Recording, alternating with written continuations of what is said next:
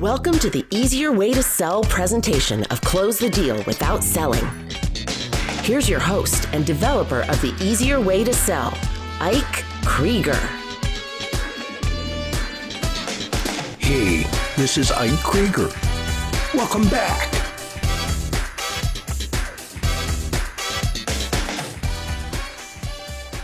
I had a conversation last week with Dr. Mark Goulston, and it was so filled with rich and powerful information and tips that we just didn't have enough time in the last episode to give it the attention it deserved. So I'm going to be sharing a couple more gems from Dr. Mark Goulston. I'll be putting in my 2 cents along the way.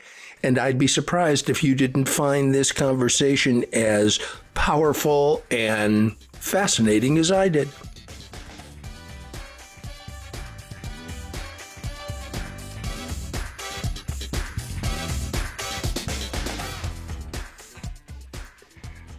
I'd like you to imagine yourself having a conversation with a person you're remarkably close to, and that person is you. You're about to enter into an appointment with a new prospect, and you've decided to talk less so you can sell more. You go over in your mind how valuable a tool the system is for starting, continuing, and taking advantage of authentic conversations that you instigated. And in this conversation, your prospect will tell you everything you need to know to complete the transaction. Honestly, though, when is the last time you had an authentic conversation with anybody? You and, well, everyone else are rarely authentic. And why is that? I think it's because you're trying to protect yourself. It's difficult to be open and authentic when you're fearful that you'll do something, say something, or provide something for which there'll be no quid pro quo, or there might be some pushback. And therefore, you have great concern in the back of your mind about what you can, might, and should say in this authentic conversation you're supposed to have. You're also dealing with your subconscious conversation that was made famous in your childhood.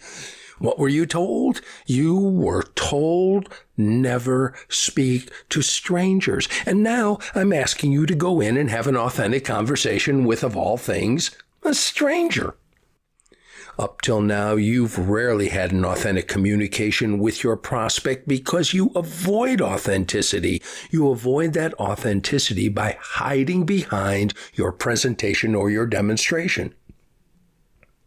When you're presenting, you don't have to have a conversation.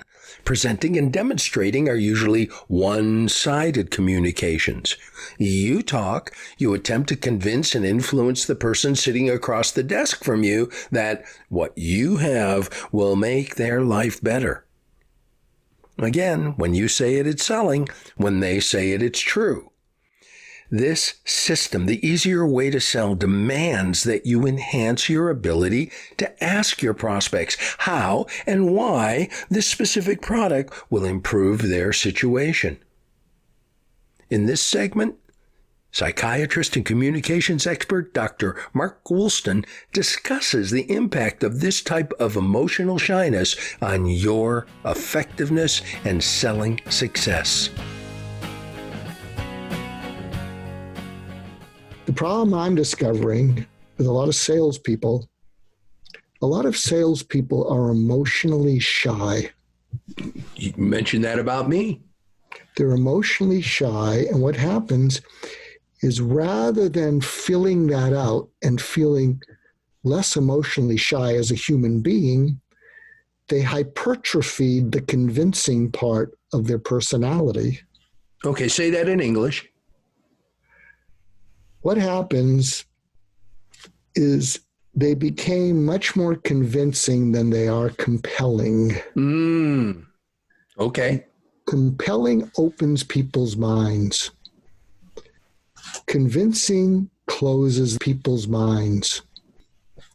One of the problems, especially for highly transactional people, which salespeople are, that's how we make our money, or you make your money, is there's a tone in which it feels like they're convincing you, they're persuading you, they're doing something.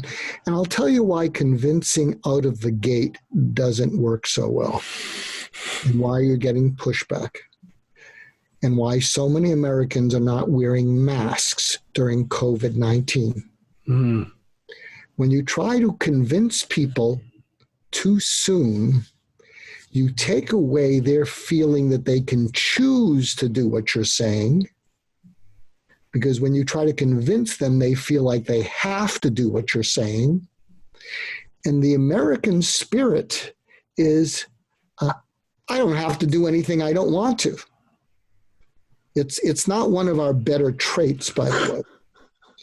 And so when you're convincing too soon, they'll nod from the neck up, but you're taking away their choosing to want to hear more. So compelling is, how do you open people's minds up? In other words, how do you gain their trust big time, as opposed to just trying to gain their confidence? And your solution to that is? The solution to that is, and again, you're gonna have to re-listen this, because I'm very tangential, which is probably frustrating. Tangential way. Tangential way. Well, something that you can say if you're in sales. Now, again, this is more B2B. Mm-hmm. But we can, you can tweak it to B2C. But B2B is, can I make, what I might say to someone is, can I make an observation that I've noticed with other people that I've sold to? What's that? What's that? They're like a deer in the headlights. What?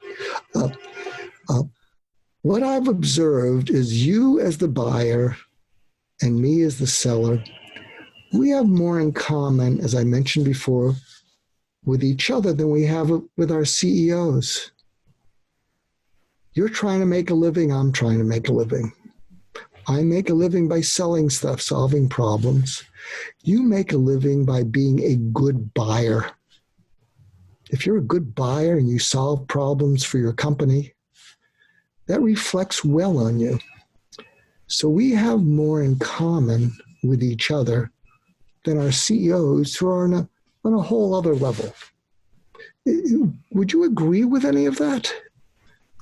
And again, you got to practice this and get natural, but hopefully they'd be intrigued, because they've never heard that before. Yeah, no one's ever said that.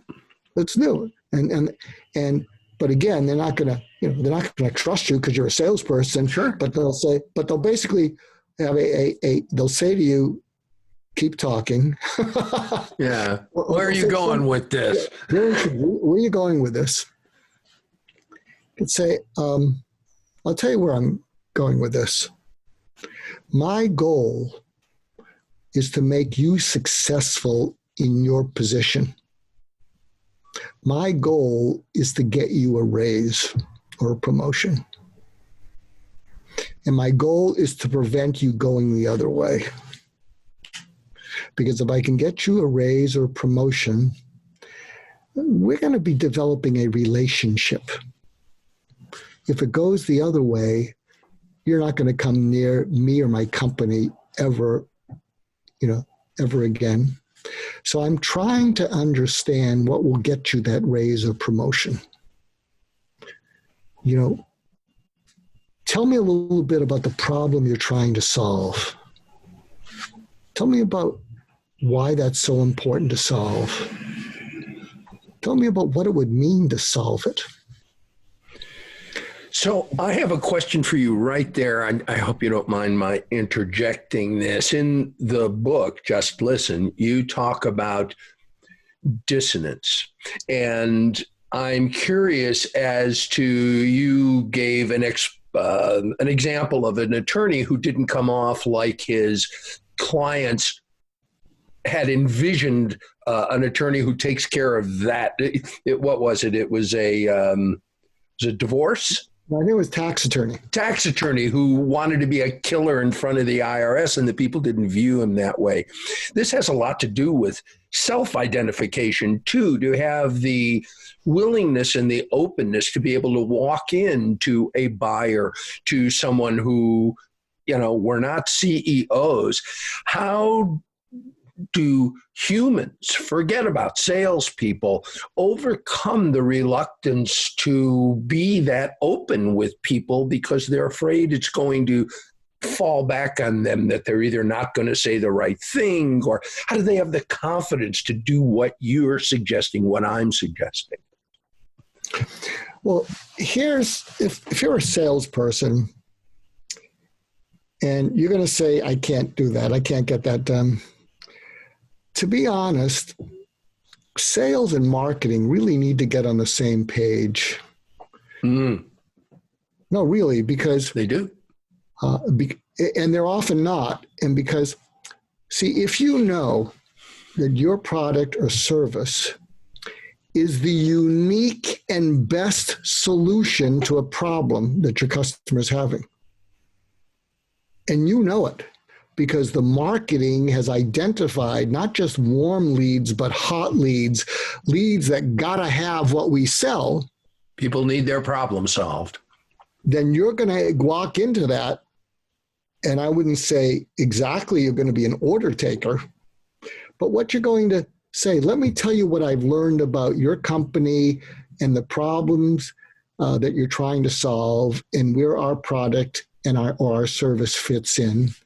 And please push back if I've got it wrong. But what I've learned about your company and what I've learned about a urgent problem, meaning it's really pressing down on your company, and if you solve it, you're going to be a hero. But it's also a critical problem, and if you solve it, it's going to help your company survive and grow. Please disabuse me if my due diligence is off, but this is what I've learned. And so I think if you can take the time and pause and ask yourself, what customer, what company most urgently or critically needs the service or product that we have, and why do they need to have that problem solved and now?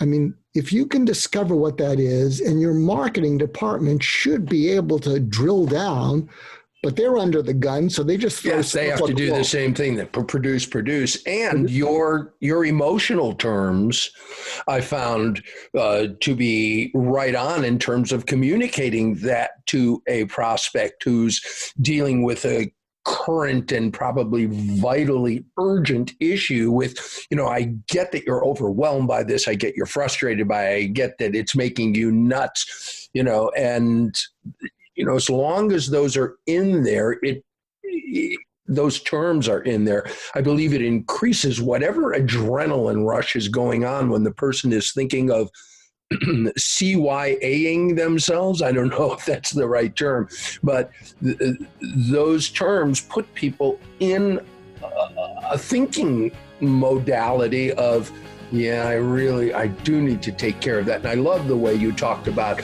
addressing the frustration and the stress. I've been getting some great notes regarding the Close the Deal Without Selling action guide and teaching manual.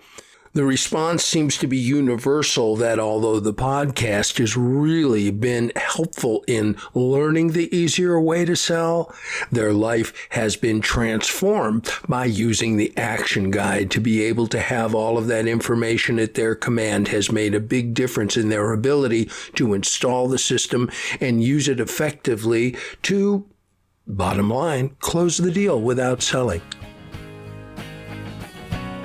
To get your copy, just go to closethedealwithoutselling.com or download the free preview. See what's in store for you, both in reducing your stress and frustration when you sell, and of course, giving you the opportunity to use the easier way to sell. You can't lose. As you know, I'm a big fan of Dr. Mark Goulston, and if you've been listening to the podcast for any period of time, you know that when I bring on my guest, I avoid doing a formal introduction. But in this case, you've heard from Mark, and Mark has given you some magnificent things, and I want you to know what is behind all this magnificence. So I'm going to share Mark's bio. Dr. Mark Goulston is a keynote speaker, executive coach, advisor, and confidant to entrepreneurs, founders, and CEOs from startups to the Fortune 100. He is the inventor of the process called surgical empathy, whereby completely letting go of your personal agenda, which he refers to as your here, and accurately and completely getting where another person is coming from, which he refers to as there, and then going there. You open people's minds to you and cause them to lean towards you and want more from you. As a quick aside, you and I have been discussing something similar, which is meeting people at their model of the universe, finding out on what channel people receive and process information most effectively, and then meet them at that model of their universe. Okay, let me get back to my introduction to Mark, so he'll actually pay me the $5 he promised me. Just kidding. He's one of the world's foremost experts on empathic listening with his book, Just Listen, Discover the Secret to Getting Through to Absolutely Anyone, being translated into 24 languages and becoming the top book on listening in the world and a topic he speaks on globally. He is the author of 5 more books, appears frequently in all media as a subject area expert, and he is the host of the My Wake Up Call podcast. And in that podcast, he uses surgical empathy with his guests to drill into their purpose and calling in life, and then has them tell their story with wake-up calls that led them there. Dr. Mark has been a UCLA assistant clinical professor of psychiatry for 20 plus years, and for more than 30 years, he was a clinical psychiatrist focused on suicide prevention, with none of his patients dying by suicide. Hear, hear. His principal approach was, you guessed it, surgical empathy. He's the co-creator and moderator of the multi-honor documentary Stay Alive, an intimate conversation about suicide prevention, and he is also a former FBI and police hostage negotiation trainer. And I think we should consider ourselves fortunate to have had Mark share this information with us. Let's get back to another great tip from Dr. Mark Goulston. Before we say goodbye, I want to just share something that I know Mark will be happy to remember for you. That's the best way to put it. Mark's ability to communicate effectively and powerfully.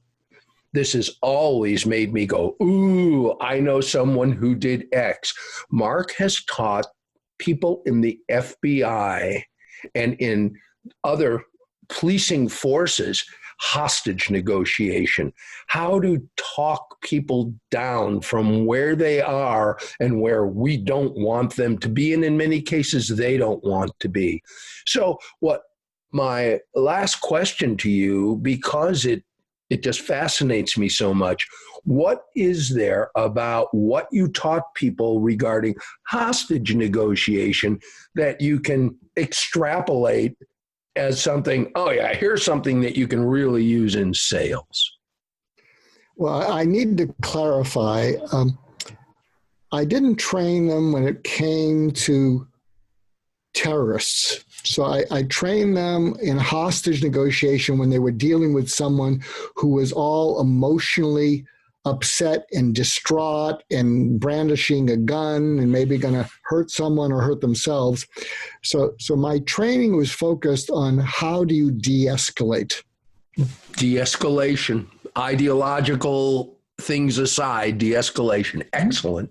Yeah. And so, and I'll give you a taste of that. I think if you look up de-escalation, Mark Goulston, I think I have a blog on this. But here's a taste of it. But this is another example of surgical empathy. Excellent. So imagine someone is really sort of agitated, and let's imagine they're yelling at you. So the first step is, and you need a wingman who has a gun trained in case, it gets dicey. But when they're venting, let them vent. Don't interrupt them because they're getting stuff off their chest. And if they're using their words, they're not shooting. They're using their words. And then after they finish venting, and if you're just by yourself, put your right hand on your gun, but your left hand goes up and you go, whoa, whoa, whoa, whoa, whoa. And they're going to go, huh? And you're going to go, whoa, whoa, whoa, whoa. So that's what we say to a horse, whoa. And what you're doing is that calms down the behavioral agitation. Whoa, whoa, whoa, whoa. And they're going to go, huh? Then the next step is shh, shh, shh, shh. And that helps quiet their mind. So you want to de-escalate the behavior, quiet them, shh, shh, shh. And they're going to go, what? And then after that, you say to them, what just happened that led you to this? And you get them talking. And then it goes on, and you can find out more about it. But can you see in your mind's eye, instead of escalating, you're going, whoa, whoa, whoa, whoa, to the behavior. They get confused because they don't usually hear that. Pattern interrupt. Right, pattern interrupt, and then shh, shh, shh. And see, we hear that. We hear that from grade school. Shh, shh, shh. And so they don't know what that is. That's another pattern interrupt. And then you're validating that something must have happened that's caused them to do this. So you say, what happened that this is what's happening now? Tell me, talk to me. So these are all de-escalation techniques and sort of examples of what I call surgical empathy. Well, surgical empathy sounds like a very powerful tool. And it again points out that human beings love to talk, but in many cases, there's something emotional or societal that has people hold back. But if you ask the right question and you really listen, people will talk. And that is one of the things that I try to tell all of my training clients is talk less and you will sell more. If you can just hold off on the need to convince and influence and just ask a powerful question and listen, you'll do better than 95% of your competition. Yeah. And if you want to coach yourself, and don't beat up on yourself because you'll be tempted to. But after your next call, ask yourself on a scale of 1 to 10, put yourself in the customer's shoes, and on a scale of 1 to 10, ask yourself how, from their point of view, how much they felt that you heard them out. 10 is, God, you not only listened, you heard me out. You heard me get whatever it was off my chest. Whereas 1 is you were interrupting the whole time. Second is, from their point of view, how much on a scale of 1 to 10 did they feel that you understood their situation accurately? 10 is you really got it. 1 is you're presumptuous, you're pushy, and you're clueless. And the third thing, again, which is how I'm gaining and building relationships, is on a scale of 1 to 10, how much would they say that I added something new to them that will help them be more successful? That's so good.